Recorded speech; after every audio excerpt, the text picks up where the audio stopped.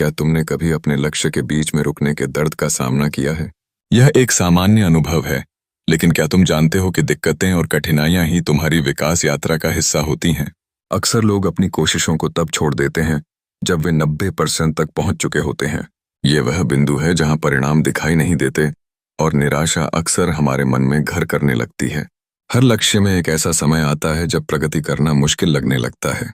तुम महसूस करते हो कि तुमने बहुत मेहनत की है, लेकिन मेहनत के बावजूद कुछ भी ठोस परिणाम नहीं दिखाई दे रहा है। लेकिन इस पल को ही एक अवसर बनाना चाहिए। असली जादू वही होता है जब लोग इस कठिनाई से आगे बढ़ते हैं। यह अंतर इस बात में है कि क्या तुम रुके हुए हो या फिर आगे बढ़ते हो। अगर तुम्हें लगता है कि तुम थक गए हो तो समझो, यह तुम्हारी परीक्षा है। यह कोई हार नहीं है, बल्कि सफलता का एक कदम और। जब तुम समझ लेते हो कि कठिनाइयों को पार करना ही असली जीत है, तो तुम अपने धैर्य को अपने सुपर पावर में बदल देते हो। हर कदम पर यदि तुम 1% और सुधारने की कोशिश करोगे, तो मंजिल अपने आप तुम्हारे करीब आ जाएगी। हर सुबह एक नई शुरुआत होती है, एक नया मौका खुद को साबित करने का। अपने अनुभवों को समझो और जानो कि तुम्हारे प्रयासों का फल तुम्हारे बिना रुके हुए सफर में ही छिपा है। अभी ठहरने का मतलब है सब कुछ छोड़ देना।